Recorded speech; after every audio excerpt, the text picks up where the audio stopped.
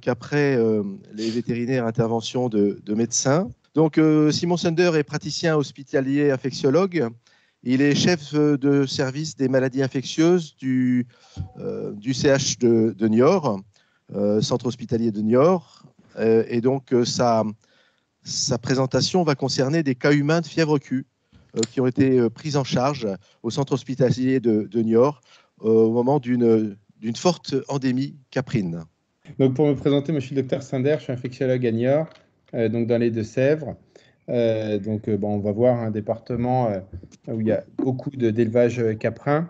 Je me suis intéressé à la fièvre Q quand j'étais en Touraine pour la première fois, quand j'étais interne. J'ai fait ma thèse d'exercice sur la fièvre Q. Et puis, quand je suis arrivé dans la région de Niort, on a eu pas mal à prendre en charge. J'ai pu encadrer 2 thèses internes sur ce sujet. Donc voilà. Donc, avec les années, on commence à avoir une petite expérience sur la maladie humaine dans le service. Et en 2017, finalement, il y a eu une épidémie dans la région de Niort qui a été remontée aux instances sanitaires avec une investigation de cette épidémie. On va revenir dessus.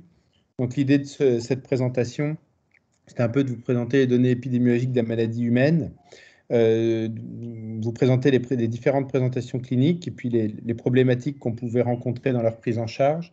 Et puis on va essayer de finir, mais bon, ça va être assez bref, sur une réflexion sur les déterminants de la transmission à l'homme. Donc on peut passer la dia. Donc bon, la genèse des découvertes de cette maladie, elle est intéressante. Les premiers cas humains qui ont été rapportés, c'était en 1937 en Australie, une épidémie de fièvre dans un abattoir à Brisbane, dont l'agent pathogène n'avait pas été identifié. Derrick, qui était un médecin épidémiologiste qui avait investigué cette épidémie à l'époque, avait proposé le terme de fièvre Q, Q-fever, query pour interrogation, puisqu'on restait avec une interrogation sur l'origine de cet épisode d'épidémie fébrile. Macfarlane Burnet, qui était microbiologiste à l'époque, avait visualisé des petits bacilles gram-négatifs par une coloration de Giemsa, donc une coloration de germes intracellulaires, sur la rate d'animaux infectés. Et ce qui est marrant, c'est qu'à peu près à la même époque, de l'autre côté du Pacifique, donc aux États-Unis, dans les montagnes rocheuses, un laboratoire qui visait à étudier les rickettsia et notamment la fièvre pourpre des montagnes rocheuses. Cox, qui était également microbiologiste, découvre un agent qu'il appelle l'agent 9 Miles, puisque c'est la vallée dans laquelle il avait été isolé, qui venait de la fièvre chez des cobayes, après avoir été piqué par des tiques. Et il avait envoyé cette bactérie à un de ses amis qui était responsable de l'Institut de santé publique à l'époque, qui s'appelait Dyer. Et Dyer connaissait également Macfarlane Burnet, qui lui avait également envoyé sa souche. Il s'est rendu compte qu'en inoculant l'agent de Macfarlane Burnet à des cobayes, il les immunisait contre l'agent de Cox. Et donc, il a montré que c'était les mêmes, d'où le nom de Coxiella burnetii. On peut passer la diapo. Alors, chez l'homme, ça donne quoi, cette maladie? Donc, bon, il y a une primo-infection avec une phase d'incubation qui dure de 2 à 3 semaines. La grande majorité des patients qui vont croiser, des personnes qui vont croiser la bactérie, n'auront aucun symptôme. Donc 60% des personnes environ qui croisent la Coxiella burnetii au moment de l'infection ne seront pas malades. 40% vont développer des symptômes, ce qu'on appelle une fièvre Q aiguë. Et la plupart de ces patients qui seront malades ne seront pas diagnostiqués parce qu'en gros, ça va être des symptômes assez fugaces et peu intenses, souvent une sorte de syndrome viral. Ils peuvent aller voir leur médecin qui leur dit c'est probablement une virose, et ça finit par rentrer dans l'ordre tout seul.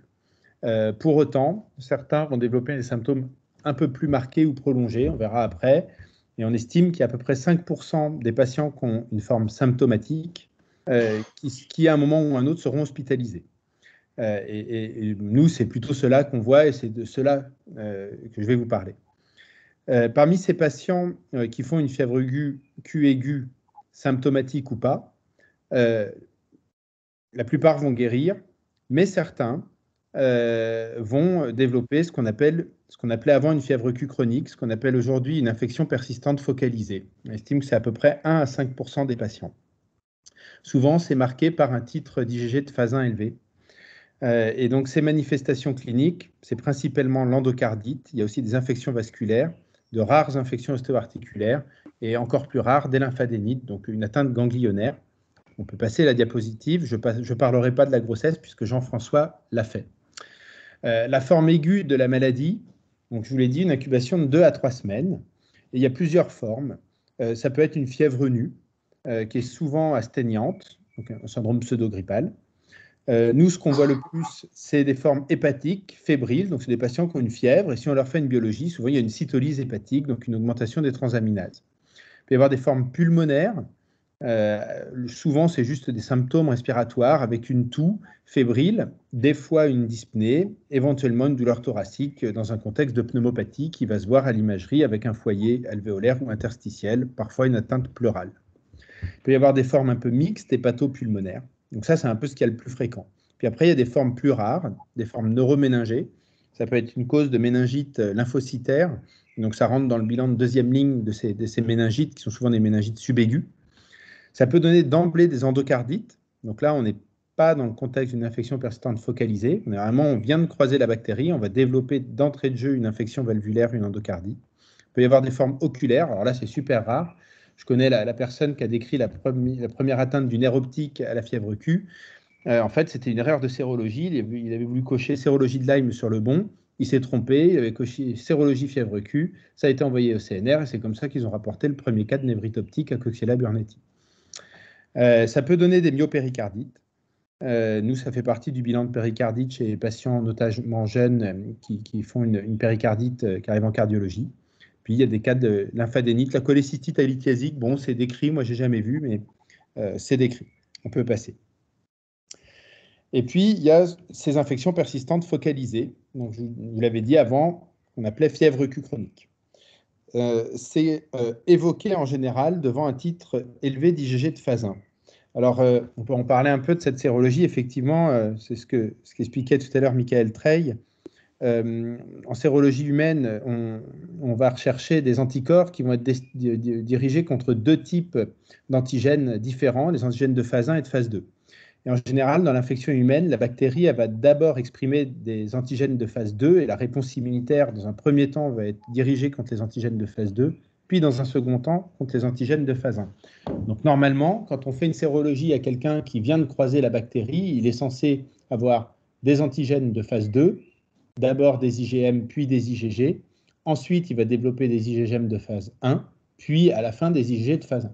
Donc en gros, s'il y a des IgG de phase 1 sur un tableau clinique à un titre élevé, c'est qu'il a croisé la bactérie depuis déjà pas mal de temps. C'est pour ça qu'on parle d'infection persistante focalisée, parce qu'il était porteur de cette bactérie depuis on ne sait pas combien de temps, peut-être plusieurs années. Donc voilà, donc c'est vrai qu'on utilise ça parce que ça permet un peu de différencier les choses. Pour autant, on verra que ce n'est pas parce qu'on a des titres d'IgG de phase 1 élevés qu'on est forcément malade. C'est toute la problématique d'ailleurs. Alors, ces infections persistantes focalisées, c'est principalement l'endocardite infectieuse. C'est la première cause d'endocardite à hémoculture négative en France. La deuxième, c'est Bartonella encellae, donc c'est également une zoonose. Donc en gros, un patient qui a une insuffisance d'endocardite dont les hémocultures ne poussent pas, il faut lui faire une sérologie fièvre Q et une PCR plasmatique. La deuxième atteinte, c'est les infections vasculaires. Donc on voit que c'est une bactérie qui a quand même un tropisme endovasculaire avec souvent un terrain prédisposant, ou bien des patients qui sont porteurs de prothèses vasculaires ou qui ont un anévrisme, notamment de la aorte abdominale. Je vous présenterai un cas tout à l'heure. Il y a de rares infections ostéo-articulaires, notamment des spondylodycites, voire infections sur prothèse. Je ne vous en parlerai pas, mais j'ai déjà vu une infection sur prothèse de genou à Coxiella burnetii, qui a fini en amputation malheureusement. Et puis des cas décrits de lymphadénite chronique, donc une atteinte ganglionnaire inflammatoire, avec un point d'interrogation sur un surrisque chez ces patients de développer un lymphome non-Hodgkinien. Donc on voit que pour ces maladies-là, il y a des examens complémentaires à faire parce que ça ne se diagnostique pas aussi facilement que ça. Et on s'aide beaucoup de l'ETT, donc l'échographie transthoracique, l'échographie cardiaque, pardon, et surtout l'échographie cardiaque transœsophagienne et un examen qui est très très utile dans les fièvres Q où on suspecte une forme persistante focalisée, c'est le PET scanner. On peut passer la diapo.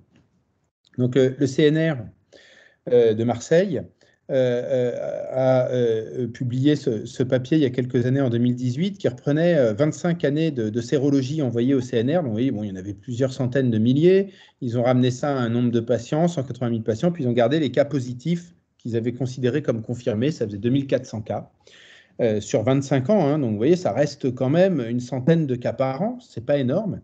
Alors, toutes les sérologies ne sont pas envoyées au CNR, mais bon, voilà.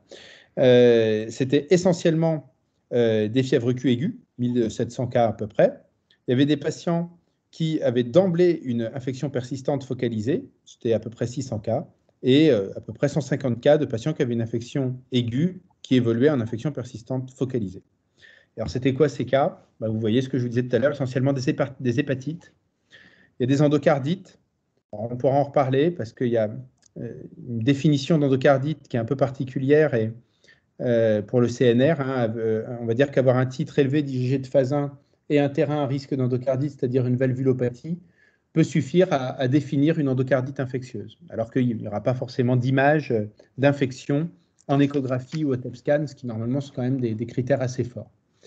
Et puis ensuite, on voit des pneumonies et des fièvres isolées. Et puis pour le reste, c'est plus rare. Vous voyez que les infections vasculaires, sur 25 ans, c'est moins de 150 cas.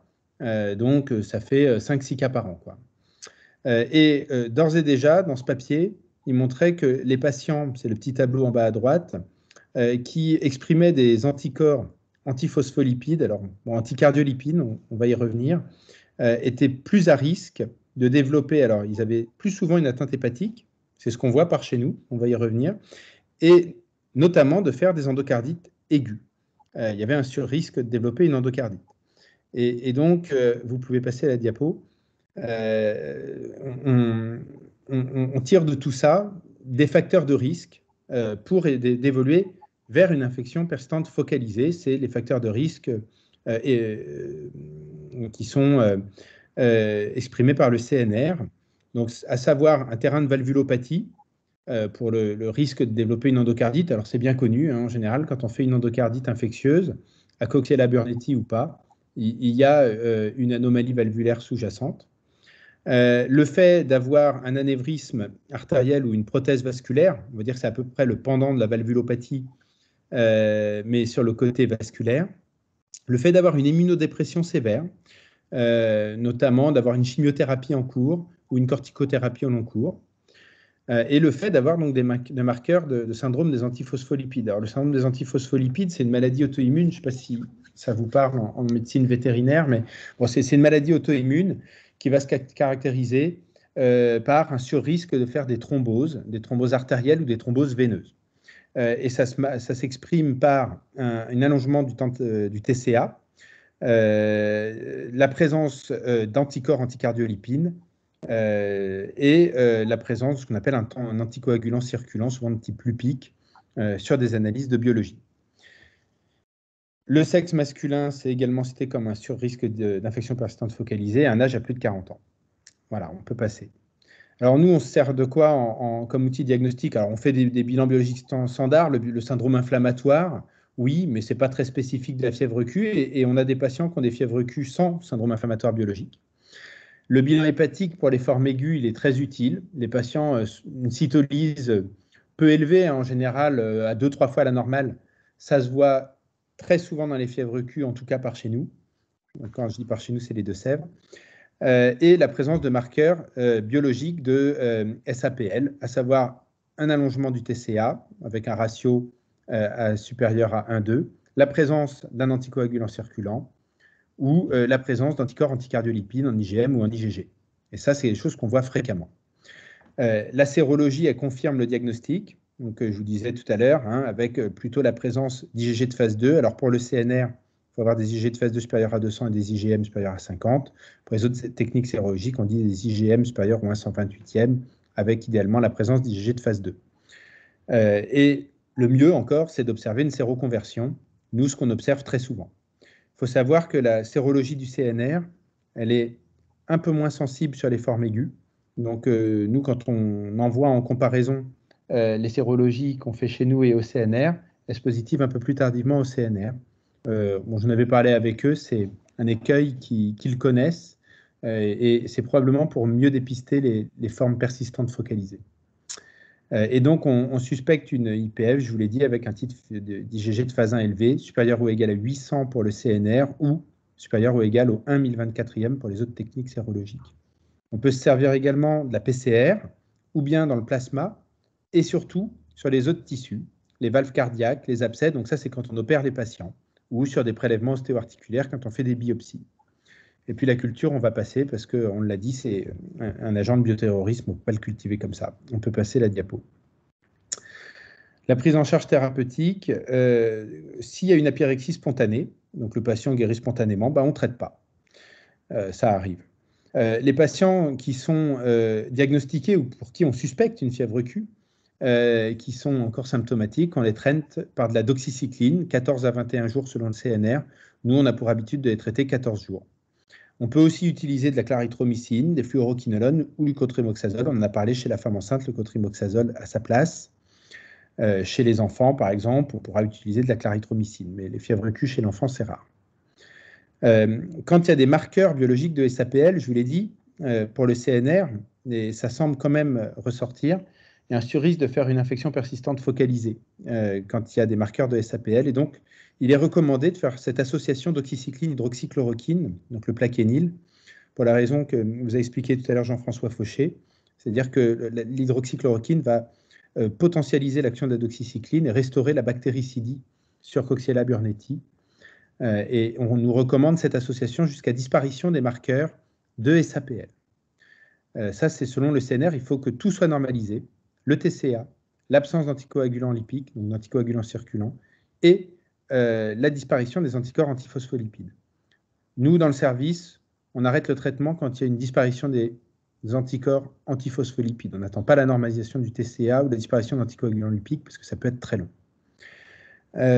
Quand il y a des facteurs de risque d'évolution vers une infection persistante focalisée, principalement un patient qui a une valvulopathie, donc qui va avoir par exemple un rétrécissement aortique, parce qu'il est un peu vieux, qu'il a calcifié sa valve aortique, ou qu'il a une bicuspidie aortique, donc une petite anomalie de la valve, il fait une fièvre Q aiguë. Le CNR recommande de les traiter pendant 12 mois par l'association d'oxycycline-hydroxychloroquine. Ça fait débat. Beaucoup de centres, nous on en fait partie, on les traite plutôt pendant 2 semaines par doxycycline, quand il y a une valvulopathie mineure. C'est un facteur de risque d'infection persistante focalisée, la valvulopathie. On va dire que sur une valvulopathie commune, se pose clairement la question de faire un traitement prophylactique. Quand il y a une prothèse valvulaire, on n'est pas du tout dans le même niveau de risque et on va être très invasif dans les examens, en tout cas pour s'assurer qu'il n'y a pas d'infection. Enfin, quand il y a une infection persistante focalisée confirmée, le traitement de référence, c'est la doxycycline et l'hydroxychloroquine pendant 18 à 24 mois. C'est le traitement de référence pour le CNR.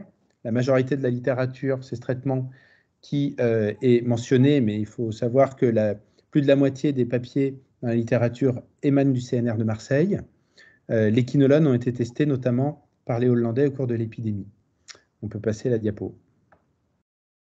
Alors le suivi de ces fièvres Q et principalement des fièvres Q aiguës, pour le CNR, il est assez lourd.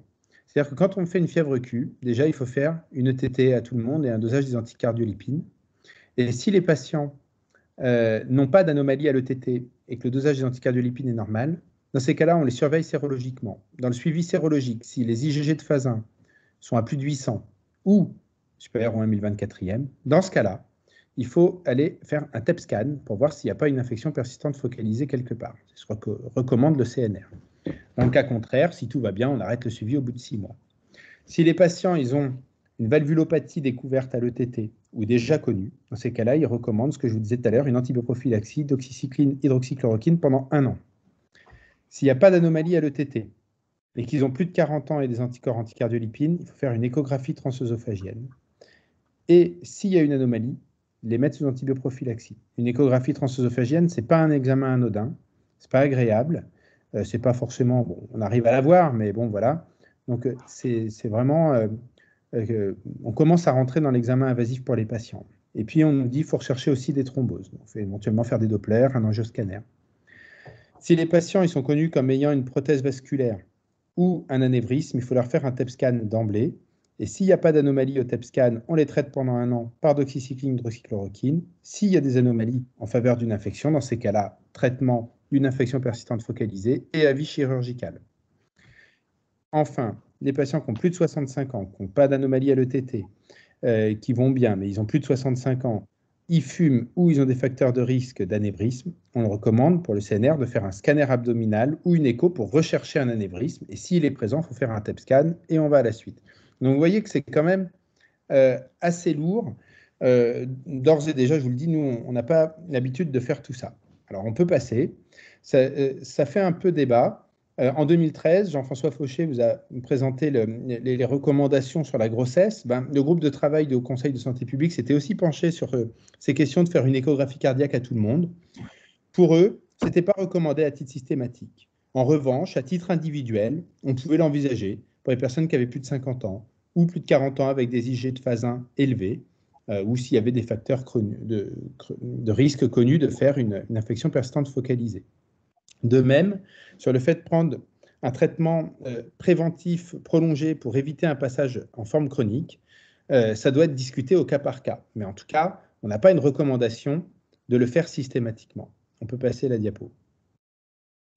Alors bon, sur le plan épidémiologique, à gauche, la carte de France, c'est les cas humains en 2012, sur plusieurs années, qui avaient été extraits de la base PMSI, donc c'est les bases hospitalières, donc c'est les personnes qui avaient été hospitalisées avec des fièvres Q, donc on voit où ils se répartissent. Grosso modo, l'arc méditerranéen, avec probablement aussi un effet centre de référence. Et puis, l'ouest de la France, beaucoup, dont notre département des Deux-Sèvres. Et c'est vrai que ça se calque plutôt bien, et ce n'est pas une surprise, avec les répartitions des troupeaux d'ovins ou de caprins. On peut passer la diapo. C'est les données du CNR. Elles se calquent à peu près sur les données du PMSI, et on voit notamment en bas à droite qu'il y a quand même une variation saisonnière de ces cas de fièvre Q, et je vais vous montrer un petit peu ce qui se passe dans les Deux-Sèvres. Mais effectivement, il y a des périodes de survenue, et principalement le mois d'avril, mai, juin, où on voit des cas de fièvre Q humaine. On peut passer. Alors, il y a eu plusieurs épidémies de fièvre Q rapportées en France. Donc là, vous avez un petit peu un résumé de ces différentes épidémies. Je ne vais pas revenir dans le détail sur toutes. Une des plus récentes, c'était dans une ferme ovine en Indre-et-Loire en 2017. Il y a eu 15 cas confirmés, 14 cas suspectés. On peut voir que, par exemple, visite d'une ferme ovine, ça peut être un facteur de risque qu'il y ait des cas humains. Dans la Drôme, en 2014, 46 cas. Et la plus grosse épidémie, c'est celle de la vallée de Chamonix, qui était survenue pendant une transhumance d'ovins en 2002, où il y avait eu 132 cas confirmés. Voilà, on peut passer. Et puis, vous en avez parlé tout à l'heure, il y avait ce joli papier de Marseille qui avait montré que ils avaient eu du Mistral en novembre et ils avaient eu des cas de fièvre Q humaine en décembre, mais ce n'était pas la période classique de survenue des fièvres Q autour des étangs de Berre. Normalement, c'est plutôt au moment où les animaux mettent bas, plutôt au printemps. Mais là, il y avait eu aussi pas mal de Mistral à cette saison et il y avait eu des cas humains cette période de l'année. On peut passer. Donc, probablement que le vent est un facteur de dissémination de la bactérie, on le sait bien aujourd'hui. On a une petite spécificité en France, c'est en Guyane, où il y a une incidence de la fièvre Q qui est élevée. Elle est estimée à 37 cas pour 100 000 habitants, alors qu'en France métropolitaine, on estime que c'est 2,5 cas pour 100 000 habitants, mais avec de grandes disparités en fonction des territoires. Et la particularité aussi de la Guyane, c'est qu'ils ont surtout des formes respiratoires. Et on voit d'ailleurs qu'il s'est passé quelque chose, puisque les cas, ils ont vraiment commencé à augmenter à la fin des années 90. Avant, ils n'en avaient quasiment pas. Puis, ils en ont eu pas mal à la fin des années 90, et notamment quelques cas graves qui allaient en réanimation. Alors après, ils ont encore augmenté les découvertes, mais je pense qu'ils ont aussi été sensibilisés à ça, ils en ont plus cherché, mais il y a quelque chose qui s'est passé. C'est le premier agent de pneumopathie communautaire, notamment dans la région de Cayenne, qu'on appelle l'île de Cayenne. Donc vraiment, il y a un truc particulier avec des formes pulmonaires, alors que nous, en métropole, c'est plutôt des atteintes hépatiques qu'on a. Le réservoir animal, il est resté mystérieux. Alors ça s'est un peu décanté. Dans un premier temps, c'est le paresseux à trois doigts qui a été pointé du doigt. Alors le cabiai, je ne sais pas comment ça se prononce. Enfin bon, voilà. Et puis le pécari, Et puis finalement, il y a eu un papier là en fin d'année on revenait aux traditionnels animaux d'élevage quand même, probablement en cause, comme en tout cas vecteur de transmission majeur à l'homme, avec probablement quand même un réservoir animal sauvage. Et en Guyane, ce qui se passe, c'est qu'il y a une souche probablement plus virulente qu'ailleurs, qui est le clone MST17. On peut passer la diapo. Alors, je suis désolé, elle est un peu floue, mais on en parlait. Bah oui, il y a une variabilité phylogénétique de Coxielle, et notamment en pathologie humaine. Et on pense, et bon, moi j'aimerais bien, j'attends la publication du CNR de ce papier, mais ils en ont déjà parlé il y a quelques années au JNI de Tours, et ils montraient, pour eux, en tout cas sur leurs données, que en fonction du clone circulant dans une région, l'expression clinique peut être différente. Et ça pourrait expliquer pourquoi, dans certaines régions, on a plutôt des formes hépatiques, dans d'autres régions, des formes pulmonaires, et peut-être aussi expliquer ce que disait Jean-François, pourquoi est-ce que dans certaines régions, on n'a pas l'impression que la coxiale impacte les grossesses, et plus dans d'autres régions. On peut passer. Alors, il y a cette fameuse épidémie hollandaise qui est survenue entre 2007 et 2010, où il y a eu plus de 4000 cas humains. Alors, c'est sûr que quand on voit cette épidémie, on se dit, waouh, la fièvre Q, il y a un impact humain majeur. Alors, la Hollande, c'était très particulier. Il y avait eu une introduction massive de caprins sur une courte période. Ils étaient passés du porcin au caprin. Des animaux jeunes non immunisés, tous. De l'élevage intensif. La proximité de l'habitat humain. Donc, en fait, ils ont créé le modèle idéal pour montrer une contamination environnementale massive et une transmission à l'œuvre importante. Et donc, il y a eu plusieurs travaux qui ont fait avancer les connaissances sur la coxielle. Voilà, je vous montre celui-là parce qu'il est joli. On voit l'élevage, donc sur la carte, c'est le carré là, avec plein de petits ronds, c'est l'élevage où il y a de la coxielle. Et tous les ronds rouges, c'est les concentrations de cas humains autour de l'élevage. Et il y a une petite rose des vents qui vous montre le sens du vent dominant. Et quand on est sous le vent dominant, ben, on est contaminé.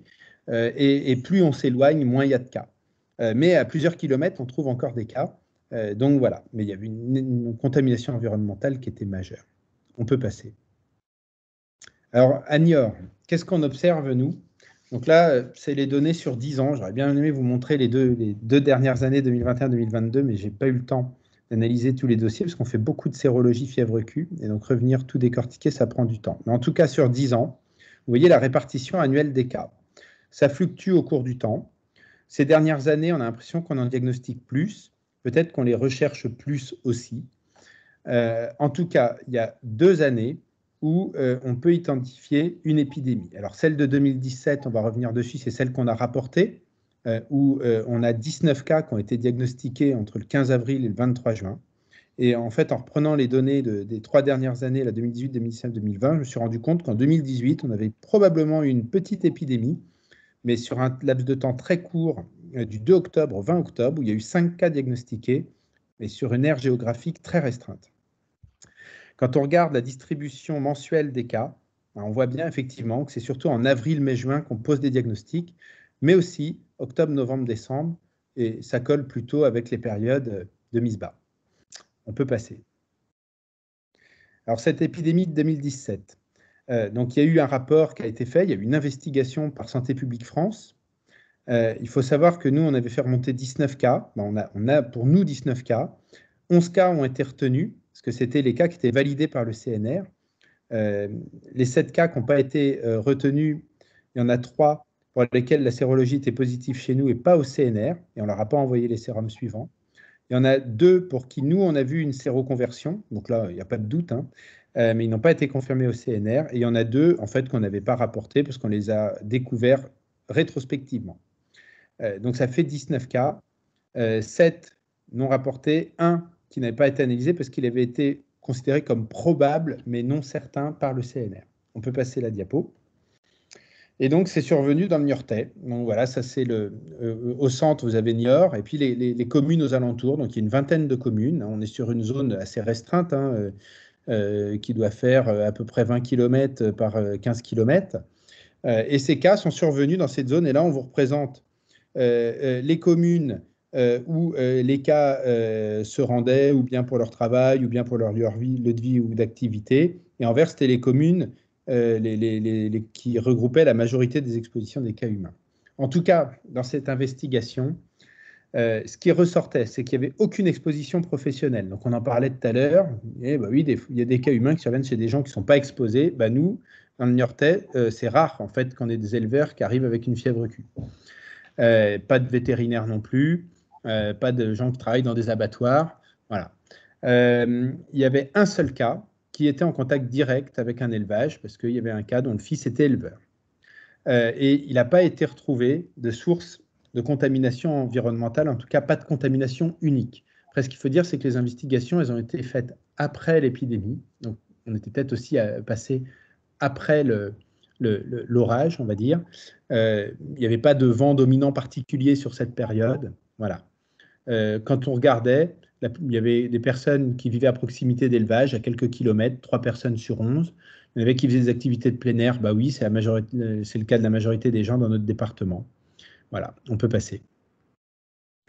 Et puis alors en 2018, voilà, en reprenant les cas, là, je suis tombé là-dessus. Donc c'est la carte. Alors c'est une zone, ça ne va pas vous parler, mais vous voyez en bas à gauche senior. Alors là, on est sur une zone encore plus restreinte et 5 cas qui surviennent en 18 jours. Donc le premier, c'est celui qui est à Xaintraix en haut à gauche. Et les 4 suivants, ils sont vraiment dans une zone super restreinte de quelques kilomètres carrés. Donc là, il a dû se passer quelque chose à ce moment-là. Est-ce que c'est un troupeau unique qui a excrété massivement? Est-ce qu'il y a eu de l'épandage? Est-ce qu'il y a eu, je ne sais pas, mais il s'est passé quelque chose en 2018, au mois d'octobre, dans cette zone. C'est des cas qu'on a vus à l'hôpital, hein, d'accord? Donc, on l'a dit, 5% des formes symptomatiques. Donc, si vous multipliez par 20, ça veut dire qu'il y aurait eu une centaine de personnes malades dans cette zone-là, sur cette période-là. On peut passer. Donc, les Deux-Sèvres, c'est une zone où il y a beaucoup de chèvres. Hein. La Nouvelle-Aquitaine, c'est 35% du cheptel caprin français. Les Deux-Sèvres, c'est 50% du cheptel de Nouvelle-Aquitaine. Donc, c'est là qu'on a le plus de chèvres en France. On peut passer. Alors, ces cas qu'on a diagnostiqués à Niort, donc je vais vous présenter les cas diagnostiqués de 2017 à 2020. Pourquoi? Parce que on va dire que c'est une période où on avait un peu uniformisé les recherches qu'on faisait, et notamment sur les anticoagulants circulants. Donc 59 cas sur 4 années, essentiellement des formes aiguës et quelques infections persistantes focalisées. Quand on regarde le sexe ratio, une majorité d'hommes, 3/4 d'hommes, 1/4 de femmes. C'est ce qu'on retrouve dans la littérature. L'âge moyen, 49 ans. Si on regarde les personnes qui font une fièvre Q aiguë simple, ils avaient 47 ans. Ceux qui avaient une infection persistante focalisée, une fièvre Q aiguë complexe, ils étaient plus vieux, ils avaient 63 ans. Qu'est-ce que c'est une fièvre Q aiguë complexe? C'est quelqu'un qui arrive avec une fièvre Q et qui a d'emblée une endocardite. Voilà. Il n'y en avait pas beaucoup, il y en avait 2. Mais on voit que l'âge, c'est un facteur de risque. Et pourquoi? Parce que souvent, avec l'âge, on a une valvulopathie, on a une prothèse vasculaire, on est un peu plus à risque, on peut avoir une immunodépression aussi. Si on regarde s'ils avaient des facteurs de risque d'exposition, direct, je suis en contact direct avec des animaux d'élevage, on va dire, il n'y en avait que 2 sur 59 chez qui s'étaient retrouvés. Des facteurs indirects, 17% des cas, 10 patients. Indirects, c'est quoi? C'est des gens qui vont nous dire « Ah, oui, il y a un élevage pas très loin de chez moi. Ou j'ai un copain qui a un élevage et l'autre fois, je suis passé chez lui. » Enfin bon, voilà. Hein. Et puis, pour la majorité des patients, 80% des cas, il n'y a aucun facteur d'exposition qui est retrouvé. Mais ils habitent dans les Deux-Sèvres, en tout cas dans le Niortais. Et pour moi, habiter dans le Niortais, c'est un facteur d'exposition à Coxiella burnetii. J'ai des cas de personnes qui ne sont jamais sorties de Niort, qui développent une fièvre Q aiguë. Les facteurs de risque d'infection persistante focalisée, il n'y en avait pas beaucoup de retrouvés. Il y avait 4 patients qui avaient un problème valvulaire ou vasculaire et un patient qui était fortement immunodéprimé. Alors sur les formes, donc j'ai dit il y avait 54 formes aiguës, 5 infections persistantes focalisées. Les formes aiguës, pour la grande majorité des cas, c'était des atteintes hépatiques. Il y avait aussi des atteintes hépatopulmonaires, donc c'est des patients qui ont de la fièvre, qui ont une cytolyse hépatique et qui toussent, en gros. Et puis il y avait quelques autres formes. Les autres formes, c'était quoi? 2 endocardites aiguës. Alors, il y en avait une, on hésitait entre une endocardite et un syndrome des antiphospholipides avec une atteinte d'une artère ophtalmique. Il a fait une occlusion d'une artère rétinienne avec des marqueurs de SAPL. Il y a eu un cas de SAPL avec embolie pulmonaire et lymphadénite et un patient qui allait en réanimation sur une défaillance multiviscérale avec atteinte hépatique. Une atteinte sévère, il a failli mourir. C'est la première fois que je voyais ça. Et puis, on avait aussi des infections persistantes focalisées, 3 endocardites, une infection vasculaire, une spondylodicite. Comment on les a traités? Il y en a qu'on n'a pas traités dans les formes aiguës, 4, parce qu'ils avaient guéri. La plupart des patients avaient de la doxycycline pendant 14 jours. Certains recevaient doxycycline, hydroxychloroquine. C'est des patients qui avaient des marqueurs de SAPL à un titre élevé. Puis certains ont eu un autre traitement, une quinolone ou un macrolide.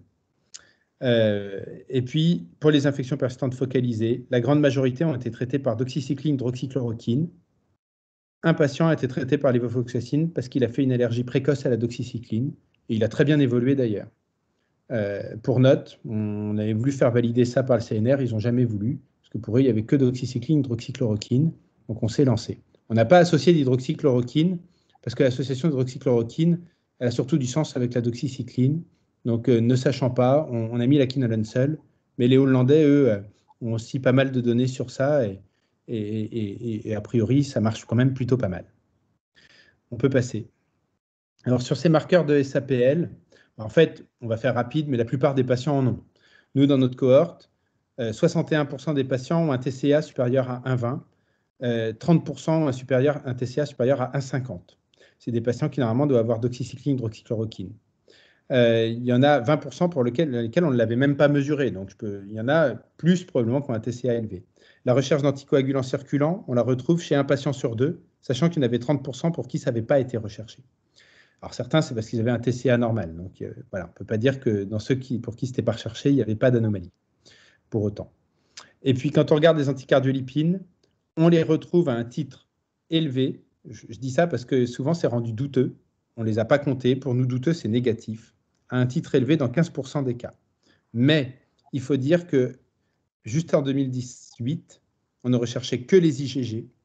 Et depuis 2018, on recherche aussi les IgM anticardiolipines.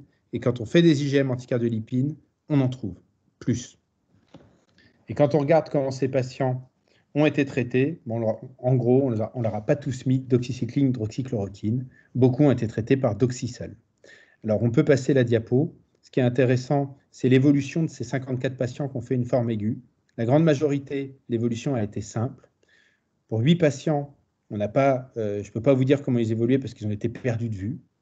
Il y en a 5 patients quand même qui ont développé un syndrome de fatigue post-infectieux. Donc, c'est en gros des patients qui restent fatigués plusieurs semaines après avoir fait l'épisode aigu. Il y en a même qui sont rentrés dans la chronicité.